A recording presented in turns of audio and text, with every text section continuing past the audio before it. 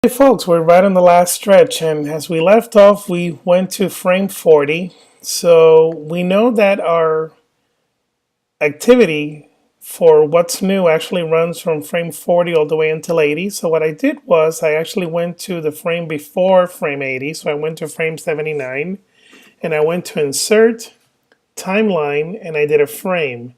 And that's because I actually want the contents on the screen here to remain while I have that activity. If you noticed before, when I ran it, it actually showed the screen for one frame and then it completely went and disappeared. So by doing this, I'm actually keeping it on the screen a little bit longer. So let me go ahead and show you as I do the other two activities. So I have right here my overview, and I know that it runs from frame 80 all the way until frame 120, which is where the quiz screen starts. So I'm going to choose one frame before that, frame 119, and I'm going to go to Insert, Timeline, and Frame. And then I'm going to do the same thing for, I know that the quiz starts at 120, and I'm actually going to go to frame number 160. And I'm going to go ahead and do Insert, Timeline, Frame.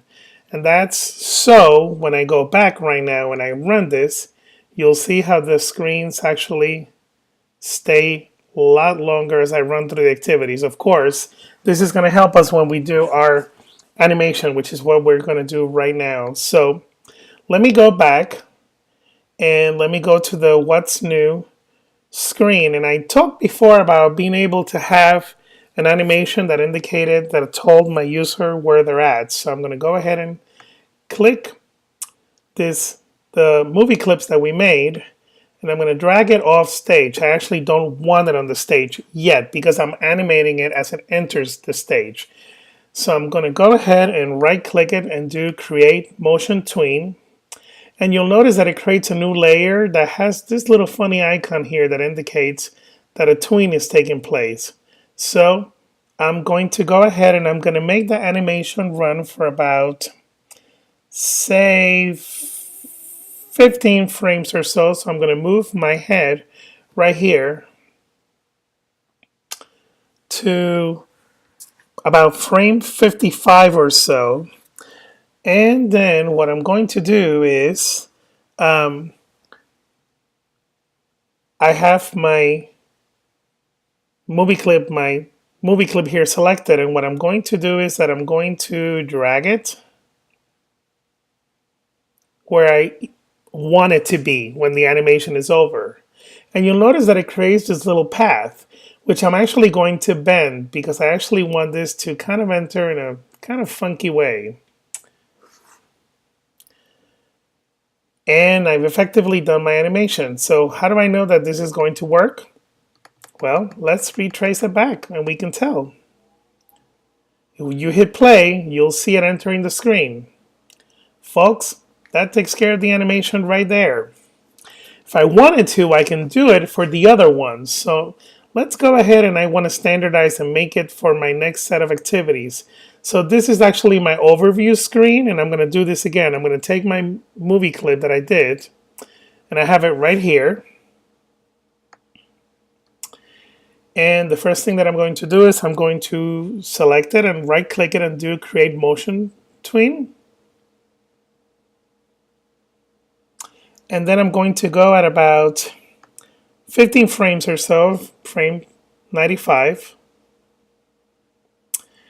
And I'm actually going to drag it where I want it to be. And it's going to go ahead and give me this line, which then I can go ahead and curve it. And you can do this from anywhere on the stage. So basically I can have it entering from left to right to left, up and down. I mean, the possibilities there are endless. And that's actually one animation, one very simple animation that you can do that actually meets the project criteria. So I'm going to go ahead and run it.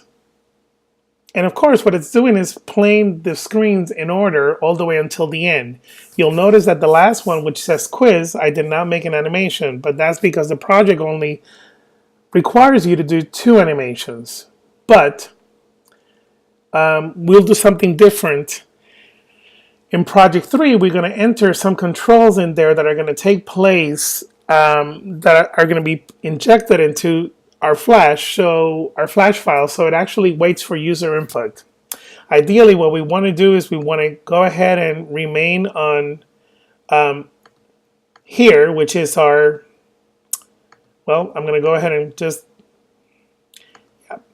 So ideally, what we want to do is, I think I may have deleted a few things here, folks, so just bear with me. Nope, I'm actually, there we go. So ideally what we want is we want the screen to kind of hover here until our user does something. Basically until they do something, it should be hanging around here. And we're going to inject that code for project 3. But basically this takes care of all the criteria in project 2. So this should be everything that you need to actually get a 100 on that project. As I'm looking through the project criteria specifies, well, does it do what it's supposed to do? And the answer to that is yes. All the objects that needs to be buttons are converted to button. And we did. We have our buttons right here. Home, overview, quiz, what's new. Excuse me. All objects that need to be movie clips are converted to movie clips, and we have them. We have our 3 movie clips, which are the ones that we are animating as it comes in. Design of the first screen, which for our case, it's the what's new for this example. And yes, we have that done. The design of that screen is actually right there. So we have our what's new screen, and it's actually what we need to have is right there. And our second screen, which is our overview, is actually right there as well. So we actually have our screens in the project, and that should pretty much take care of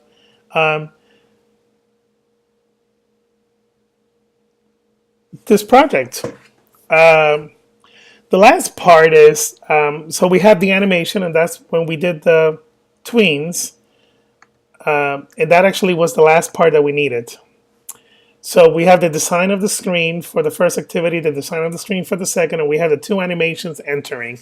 You only need to do 1 animation if you really want to get technical. Remember, you know, this is just to get kind of your appetite. You're more than welcome to do more, but at the very least, I don't want you to feel pressured that you have to do something that it's really going to blow the socks off. Because of the time, this is really meant for you to get kind of like a taste and then explore the possibilities. The reason why you couldn't see the screens before is because I had the layers actually hidden, but you can see that's the design of my first activity screen. This is the design of my second activity screen, and you'll get to see the animation there until it stops. So that takes care of all the criteria, guys. I'll go ahead and post these really up quickly, and we'll cover this in class anyway, so I'm going to go through it one more time.